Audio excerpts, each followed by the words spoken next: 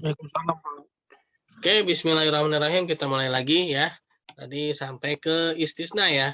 Ke istisna. Nah, ini Bank Syariah ya.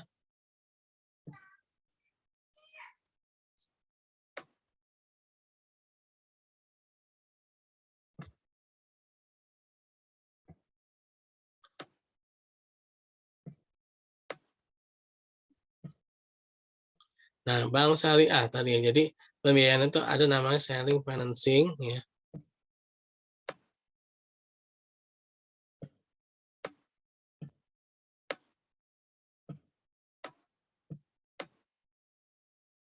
Selling dan invest ya. Ada yang mau gabung.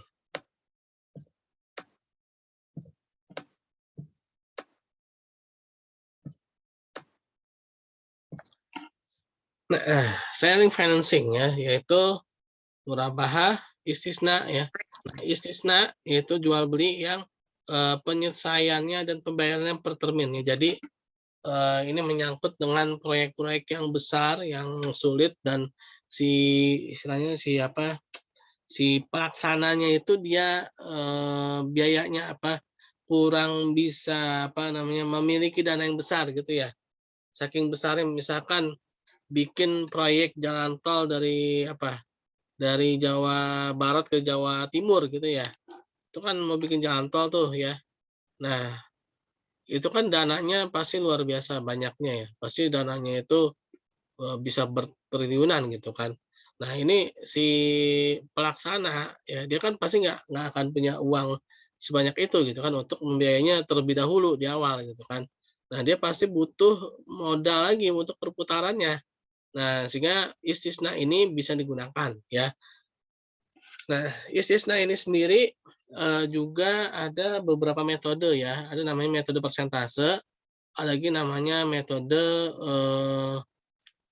proyek selesai gitu ya.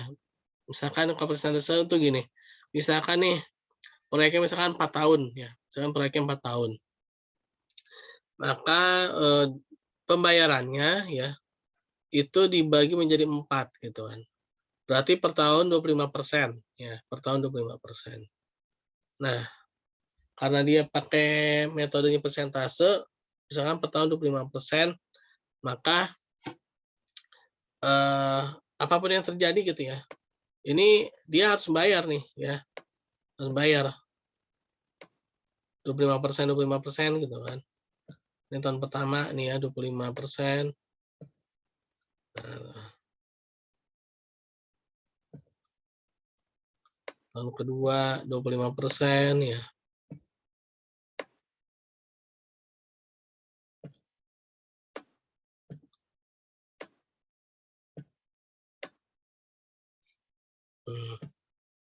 Ya. Ini tahun pertama ya, tahun kedua, tahun ketiga, tahun keempat ya. Nah, ini namanya istisna ya dengan metode persentase. Nah, ada lagi dia dengan proyek per proyek selesai gitu ya. Oh, ada lagi nih mau gabung. Bentar.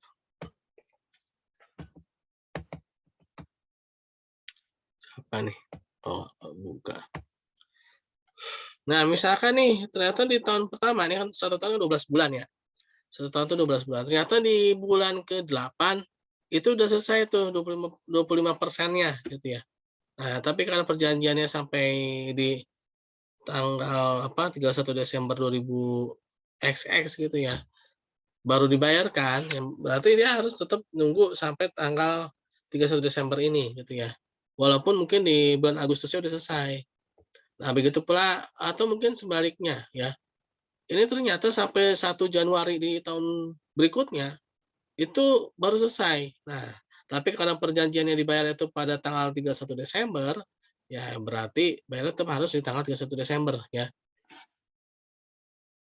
Nah, itu persentase ya.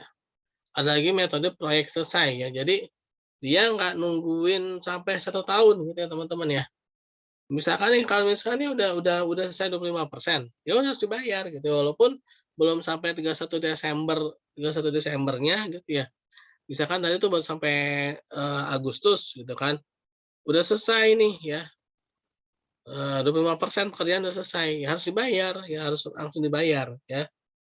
Nah itu masing-masing punya apa ya, kalau dibilang punya kelebihan dan kekurangannya ya. Kalau kelebihan dari sistem yang proyek selesai enaknya apa? Kalau proyeknya itu memang benar-benar dilakukan oleh seorang profesional, ya dia benar-benar, bisa menyelesaikan lebih cepat, nah dia enak ya, dia bisa mendapatkan dananya lebih cepat gitu kan. Nah, nggak enaknya apa, khawatirnya gini ya, kalau misalkan nih proyeksinya misalkan, 12 bulan gitu kan, ternyata di bulan ke-8 udah selesai. Nah yang dikhawatirkan itu kan kualitasnya, bener nggak gitu ya. Jangan-jangan udah dibayar ya di bulan Agustus, ternyata barangnya asal jadi ya. Misalkan bikin apa, jalan layang gitu kan, yang paling beresiko kan jalan layang ya. Kenapa?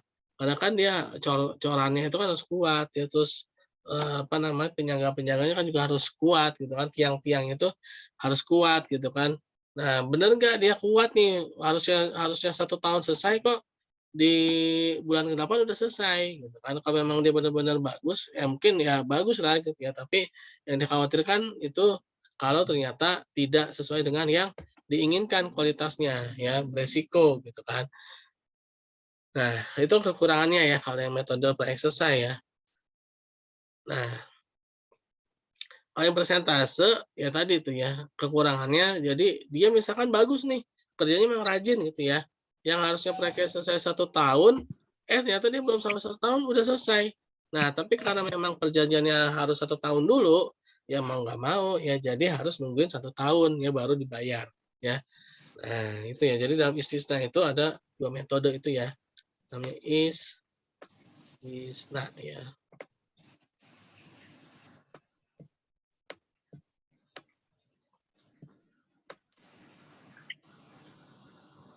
Oke dong, Bang. Istisna ya. Makanya ada namanya apa? Murabahah tadi ya.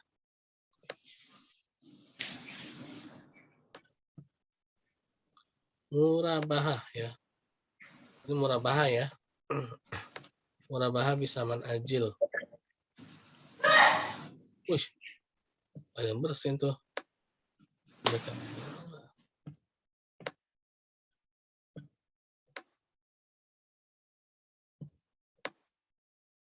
Murabahah. Nah, tulisan saya bagus ya ini. Pakai whiteboard. Nah, ini apa nih? Ini uangnya lah ya. Ceritanya ini uangnya. Bayar ya, terus misalkan nih dibayar lagi. Maksudnya diangsur gitu ya, teman-teman ya. Diangsur. Diangsur ya. Berapa kali angsuran ya, misalkan diangsur 3 kali ya, pagi, siang, sore. Oh, itu bukan angsuran namanya ya, minum obat itu ya.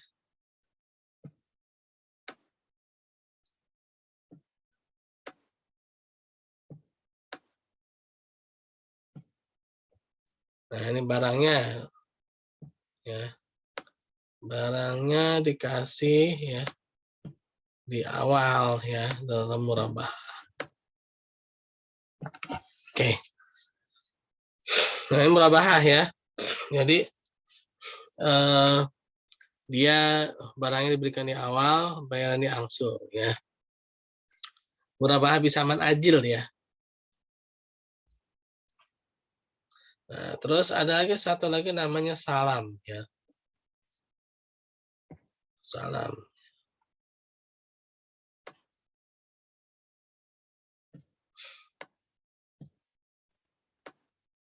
Nah, kalau salam itu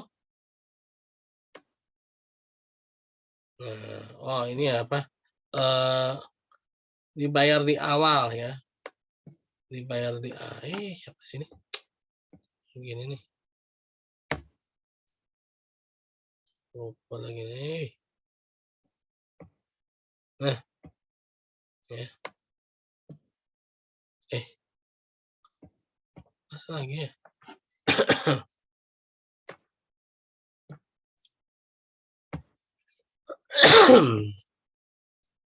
Duh, sini.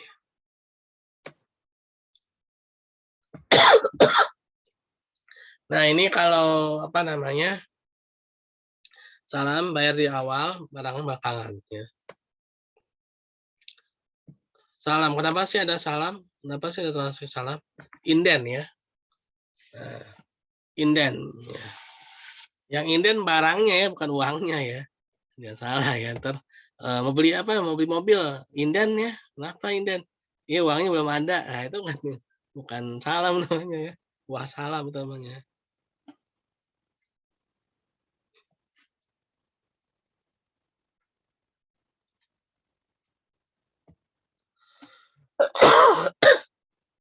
Nah, jadi, nah, jadi salam tuh gini ya.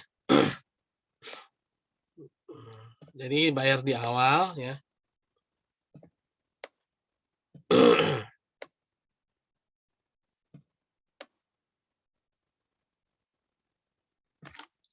Oke ya. Bayar di awal, barang belakangan. Tapi harus jelas. Kualitas, kuantitas, waktu penyerahan, ya terus apa lagi? Tempatnya ya, kapan ya. Nah, ada salam ini karena untuk menghapus sistem yang namanya sistem ijon ya. Tahu sistem ijon nggak teman-teman? Sistem ijon tuh biasanya di daerah mana itu ya? Apa ya? Ijon namanya ya. Jadi sistem ijon itu jual beli goror ya, atau goror. Goror itu sesuatu yang nggak jelas ya. Itu yang nggak jelas namanya goror ya. Jadi dia nggak jelas kuantitas, kualitas ya. Nah, itu tidak boleh. Jadi dalam jual beli ya, teman-teman. Nah, teman-teman belum dapat mata kuliah ini ya. Mikroekonomi syariah, udah dapat belum? Belum, Pak, mikro. Belum, Pak. Ya. Saya kayaknya dulu pernah nyampein, pernah ini belum ya? Pernah singgung-singgung itu belum ya? Di awal-awal. Sudah ingat nggak? Enggak. Belum pernah, Pak. Baru ini. Ya. Ya, jadi gini ya, dalam transaksi atau akad ya dalam Islam itu, ya itu apa namanya? Dia ada yang sifatnya tabaruk ya. Wah, ini papan tulisnya penuh ya. Tergesernya gimana ya? Ngapusnya ini ya? Oh enggak, ini apa nih? Oh, ketik ya. Ketik. Oh, hapus nih. Ya, bener deh. Kita bisa digeser-geser gitu enggak ya? Nah, jadi dalam apa namanya dalam akad Islam itu ada namanya tabaruk, ada namanya tijari. Ini yang halal ya, yang halal ya. Ada yang namanya tabaruk ya.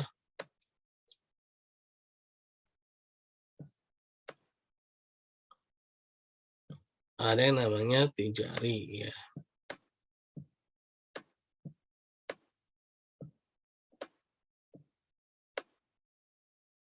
Nah, kalau yang tabaruk ini adalah sosial ya. Yang sosial yang hanya mengharapkan pahala dari Allah Subhanahu wa taala ya. Itu yang tabaruk. Contoh kayak apa?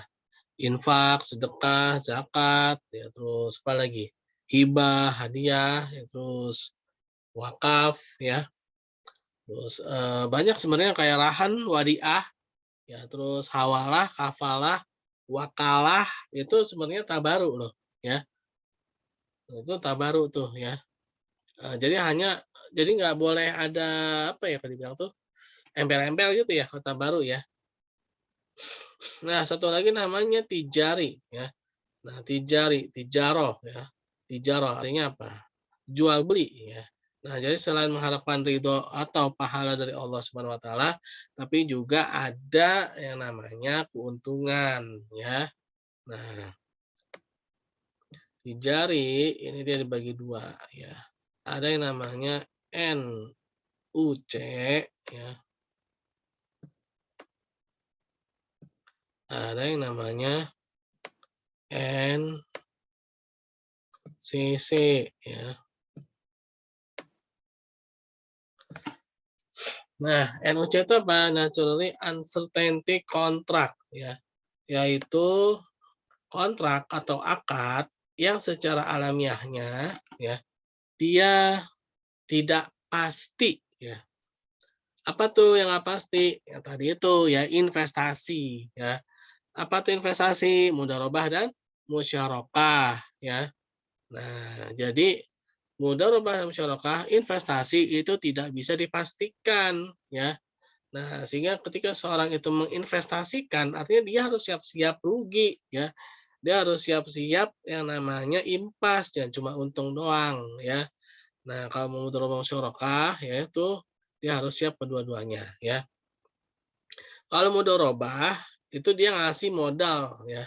Dia ngasih modal 100% kepada seorang dan orang lain dia hanya memberikan keahlian ya. Nah, namanya tuh sohibul mal dan mudorib ya. Nah, kalau musyarakah itu dua orang atau lebih ya yang bersama-sama dalam menaruh hartanya, mencampurkan hartanya untuk menjalankan suatu proyek tertentu ya. Bisa 50-50, bisa 70-30, bisa 90-10 ya pokoknya bareng-bareng deh ya. Itu namanya musyarakah ya. Nah, itu sama ya, di investasi namanya ya. Nah, investasi itu dari sesuatu yang barangnya tuh apa belum ada digabung-gabung jadi ada. Contoh misalkan gedung ya, gedung-gedung itu kan tadi gedung itu kan belum ada ya. Gedung-gedung pencakarannya tadi yang ada, adanya semen ya, semen, pasir, kaca ya. Tapi bisa jadi gedung gitu kan. Nah, itu berarti investasi ya. Terus apalagi jembatan, jalan layang dan apa namanya yang fasilitas-fasilitas itu ya.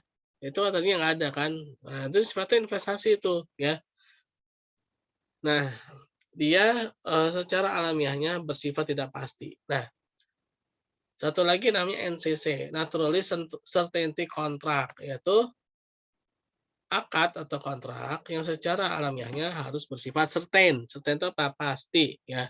Apa tuh? Ya jual beli itu ya, jual beli itu harus pasti, nggak boleh namanya jual beli itu nggak pasti. Masa jualan barangnya nggak ada kan nggak lucu ya kan? Masa jualan harganya nggak ada, gimana ya? Masa jualan pembelinya nggak ada, ya gimana caranya ya?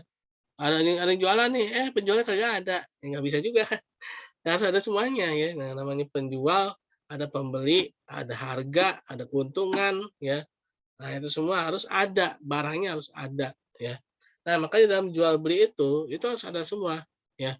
Nah, jual beli ijon ini ada yang cacat ya. Istilahnya tuh ada yang nggak terpenuhi, yaitu barang, dari segi barang ya. Contoh misalkan ada orang jualan ini jualan. Ada orang jual apa namanya? Taruhlah dia jual tanah itu sawah ya. Nah, kalau jual tanah, jual sawah biasanya ngarepin apa? Ada yang tahu nggak?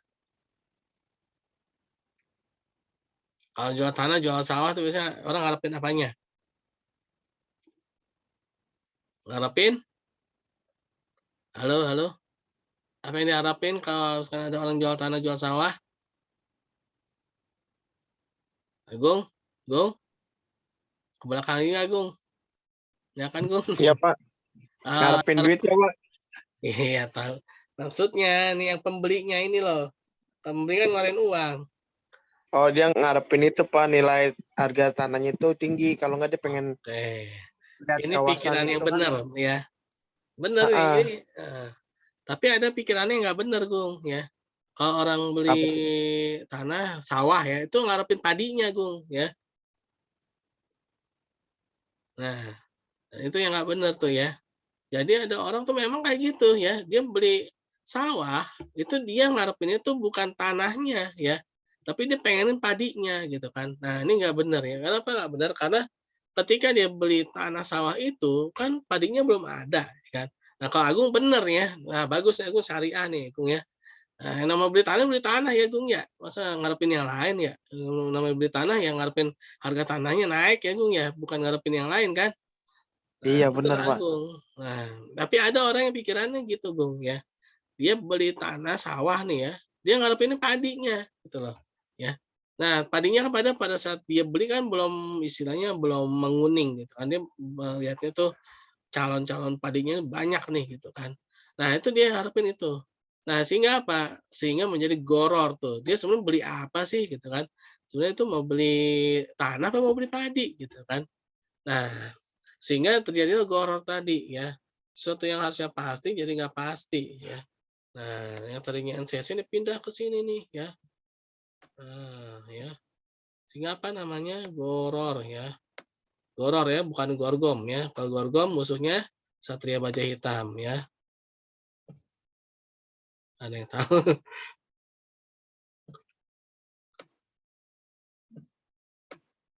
Jadi goror ya, jadi nggak jelas gitu kan.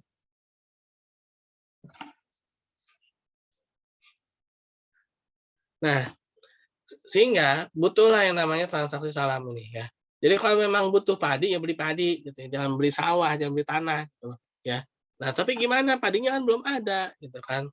Ya udah berarti harus tunggu ya. Tunggu kapan? Tentukan ya. Misalkan nih 31 Desember 2022 nih. Saya beli padi apa jenis apa, ya berapa kilo, berapa ton gitu kan dengan harga sekian ya. Dibayarnya pada saat ini gitu ya. Nah, sehingga ada namanya itu salam ya. Itu untuk menjawab yang tadi itu ya, orang mau beli padi kok belinya sawah, tanah gitu kan. Ya kalau mau beli padi gitu. Kalau beli mangga, ya beli mangga, jangan beli pohonnya ya. Jangan cuma beli pohon yang baru ada putik-putik kecil-kecilnya jangan ya. Nah, itu namanya goror ya. Tidak boleh ya. Atau beli apa namanya tuh anak sapi masih dalam kandungan ibunya. Itu juga nggak boleh. Kalau bahasanya apa? Ada apa namanya? Ada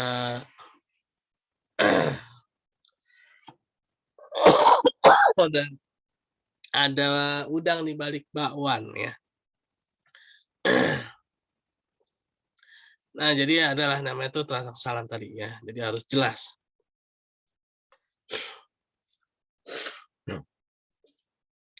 Nah, itu. Nah, ada lagi yang NUC ini ya, Natural Uncertainty Contract.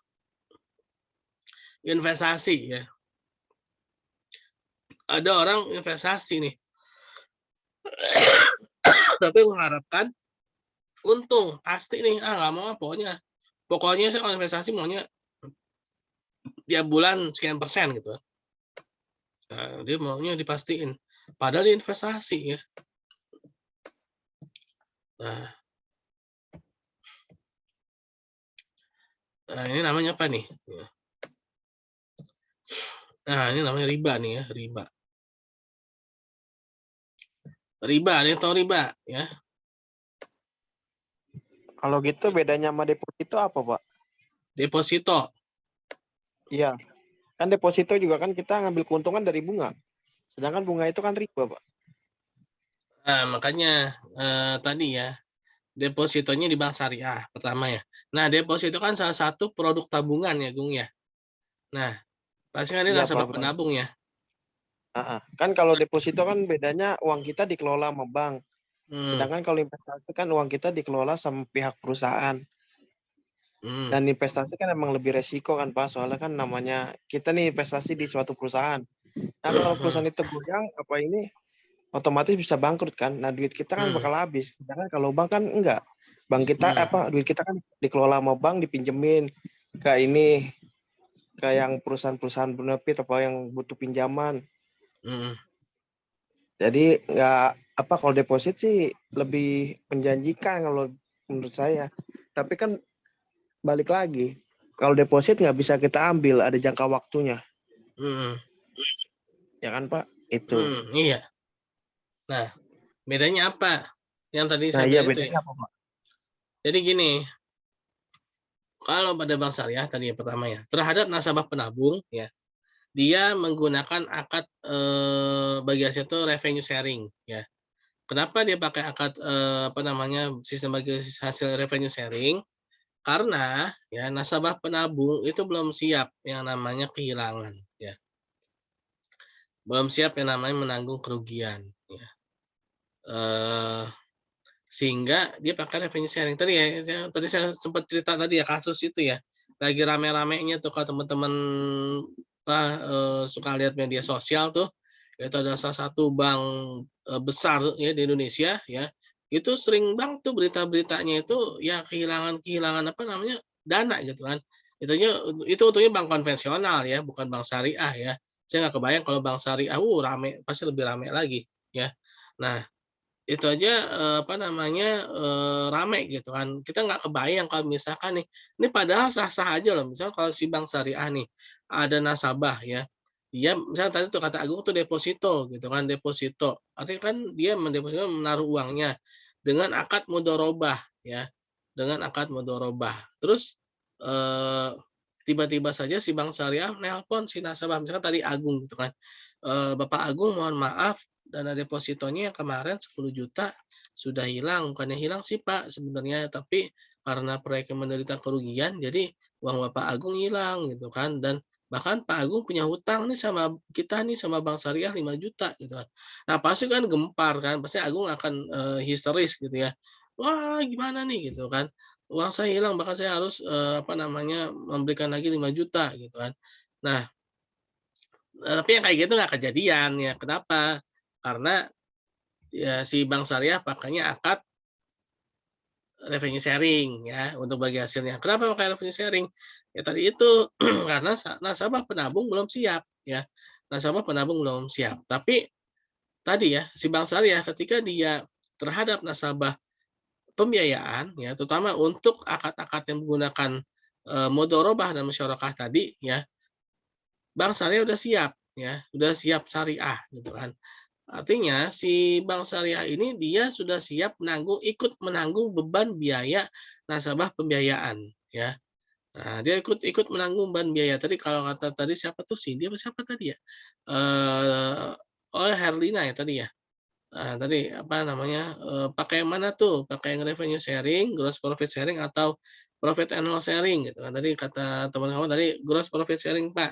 Ya nggak salah juga sih memang, bank syariah dan nasabah itu dia terkadang bikin akad, perjanjian ya, beban-beban apa saja yang akan ditanggung secara bersama ya, tidak semua beban juga ternyata ditanggung ya. Kenapa? Karena hanya menanggung beban-beban yang memang terkait langsung gitu loh dengan proyek itu gitu ya, dengan proyek tersebut ya. Nah, eee, sehingga ya ada yang bilang itu gross profit sharing, ada yang bilang itu profit and loss sharing gitu kan. Intinya si bank syariah ikut menanggung beban biaya gitu ya. Nah, lalu bagaimana dengan deposito? Ya, deposito itu kan tabungan gitu kan. Si nasabah penabung ikut nanggung biaya nggak? Enggak, dia cuma dapat revenue-nya aja ya. Nah, kenapa hanya revenue-nya saja? Ya tadi itu udah siap belum gitu kan. Ya ternyata memang belum siap kan. Saya sendiri juga nggak siap juga sih ya. Pasti akan banyak juga tuh nasabah dari bank syariah langsung pindah ke bank konvensional gitu kan. Nah, karena ini mudorotnya lebih besar ya dibandingkan dengan manfaatnya, ya maka mau tidak mau harus pakai revenue sharing gitu, Gung, ya. Mungkin ada yang bilang ngira, "Wah, bank syariah sama aja." Kalau mau bilang sama aja udah siap belum kehilangan uang? Kan nggak siap juga kan? Ya, jadi gimana, Gung? Iya Pak, makanya kan kalau kata orang ya, Mhm. bisa mah lo mau investasi atau yang deposit tuh harus pakai uang yang ini, uang-uang nganggur, jangan Nah, uang yang iya. kita butuhkan. Iya, kalau kata orang ini Bapak, bisnismen. Mhm. Iya, Jadi benar. kita Eee, jadi kita nggak stres kalau misalnya ini kan misalkan saya punya uang sekian, nah itu untuk kebutuhan kita. Tapi kita nekat, coba investasiin atau kita deposit. Nah, tetapi kalau tahun-tahun berikutnya kok katanya untung, ternyata buntung ya kan. Nah, kita di situ pasti stres, Pak. Bener nggak, Pak? iya, betul. Jadi, Iya. terutama bukan di bank ya, kalau di bank biasanya sih insya Allah, lebih relatif aman ya. Biasanya tuh Iya kalau kayak di bank sih pasar iya. modal, investasi di pasar modal atau mungkin secara langsung ya terhadap orang-orang tertentu gitu yang kita kenal ataupun tidak kita kenal, ya investasi gitu kan. Kalau bahasa dosen saya itu tuh bilang gini, dulu ya, karena itu masih dulu kali ya, jadi itu nilai uang masih tinggi ya, misalkan nih, punya uang 10 juta gitu ya, punya uang 10 juta, terus di 10 jutanya itu di dompet kita itu ada recehan-recehan tuh kayak logaman-logaman gitu ya. Nah, tiba-tiba saja logamannya itu nyemplung ke got gitu ya, ke selokan gitu kan. Nah, ibaratnya itu investasi investasi itu tadi yang nyemplung ke selokan itu gitu loh. Udah anggap hilang aja gitu, anggap uang hilang gitu. Jadi kalau mau investasi itu jangan 10 jutanya, tapi ya recehan-recehan tadi itu gitu. ya. Iya Pak, bener. Yang uang nganggur lah. Ya, uang nganggur gitu kan. Jangan uang segitu-gitunya punya uang, segitu-gitu diinvestasiin. Ya, wassalam lah ya kalau rugi ya. Nah, jadi Apalagi kemakan ini kan, kemakan janji-janji ya kan Pak. Kalau iya zaman sekarang kan betul. banyak banget yang itu, investasi berjanji-janji lah gitulah. Mendapatkan Iya. keuntungan. Iya betul sekali ya, tergiur dengan apa namanya janji-janji ya. Apalagi ada namanya PHP ya, pemberian harapan palsu. Nah, kalau bahasa apa tuh, bahasa programming itu ya PHP ya, PHP ya. Ada juga tuh di investasi ya. Tapi kalau PHP di programming bukan itu ya, bukan pemberian harapan palsu ya. Nah nah ini ya jadi, dalam investasi tadi gitu, jadi kita harus apa namanya, menyiapkan uang sendiri ya, yang terpisah ya, yang memang itu tidak digunakan ya, tidak, untuk keperluan kita, itu memang memang udah istilahnya dianggap uang hilang gitu kan. Nah jadi kalau memang apa namanya, hilang ya udah nggak masalah gitu kan. Nah jadi dia ada namanya untung, rugi, dan impas ya. Oke. Nah, kalau NUC ya ini, di pasif-pasif jadinya riba gitu kan. Nah ini kita udah sampai masuk ngantuknya ya. Oke. Nah, sebenarnya ada satu lagi namanya ijaroh ya, ijaroh. Ijaroh itu ya sewa ya. Udah yang pernah belajar ilmu ini leasing ya? Ada yang belajar tentang leasing belum?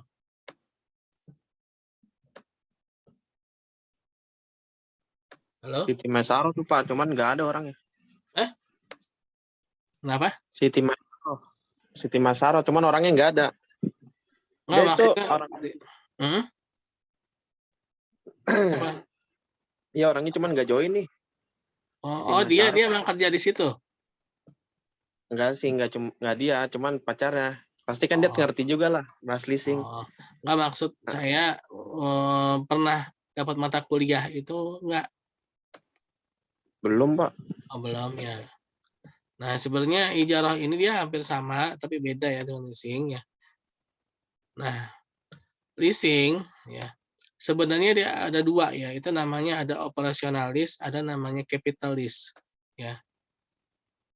Operasionalis itu leasing yang hanya untuk sewa aja ya namanya itu operasionalis. Nah, itu namanya ijarah ya. Nah, operasionalis ya dengan ijarah itu boleh ya, boleh. Karena dia hanya sewa dan dia pun masuk dalam pencatatan akuntansinya pun dia dicatat sebagai beban ya, beban sewa ya, bukan dianggap sebagai aset ya. Nah, yang menjadi masalah itu adalah leasing itu sekarang lebih kepada ke capital leasing ya. Jadi sewa ya, tapi dia dicatat di dalam pembukuan akuntansinya itu dia dicatat sebagai aset ya, padahal dia masih sewa gitu kan.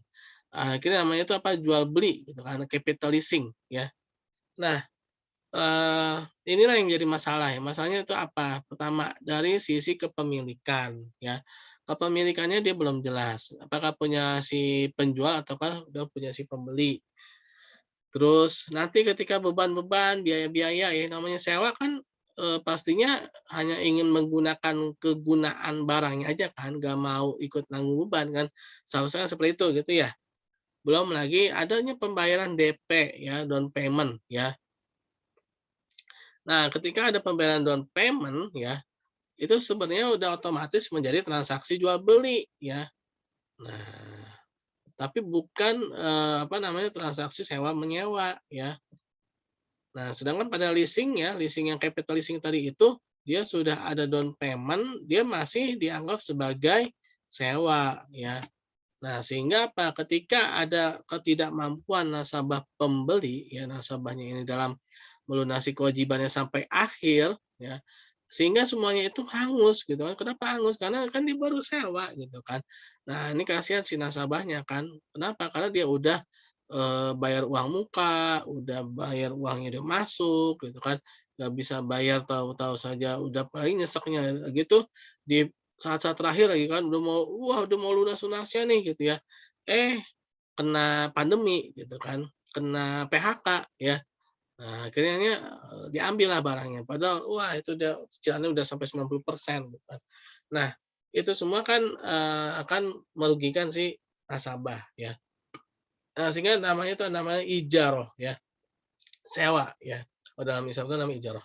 Sebenarnya ada namanya ijarah muntahiyah bitamlik, itu hampir sama. Cuman bedanya ijarah muntahiyah bitamlik kalau leasing itu yang capital leasing ya, itu kan dia 2 akad ya, 2 akad menjadi 1 ya. Yang mana akad pertama menjadi syarat akad yang kedua. Nah, kalau ijarah muntahiyah bitamlik itu yang pertama itu akad, yang kedua itu baru wa'ad ya. Wa'ad itu baru wacana gitu ya. Nah, jadi baru apa istilahnya ada opini, ada opsi gitu ya. Kira-kira mau dibeli apa enggak gitu ya. Jadi baru opsi aja, belum misalnya belum ditentuin gitu, harus beli enggak gitu. Dan namanya ujarah muntahiyah bitamlik ya. Nah, hanya saja ujarah muntahiyah bitamlik pun juga sekarang udah ini juga ya, udah ditinggalkan juga ya, karena sering sekali yang namanya ujarah muntahiyah bitamlik ini selalu berujung pada jual beli juga akhirnya ya. Nah, akhirnya sekarang tuh ada namanya musyarakah mutanakisah ya, MMQ ya, yaitu adanya penurunan kepemilikan ya secara berangsur-angsur antara penjual dengan pembeli. Nah, itu lebih ini gitu apa, kompleks lagi ya. Apa namanya musyarakah mutanakisah ya. Jadi awalnya si pembeli nih dia punya barangnya hanya kepemilikan 10%, penjual 90%, terus nanti secara berangsur-angsur yang pembelinya makin lama meningkat, yang penjualnya makin menurun gitu ya. Nah, namanya musyarakah mutanakisah teman-teman ya. Nah, jadi apa namanya itu ya mengenai ijarah mutahibit tamlik ya. Itu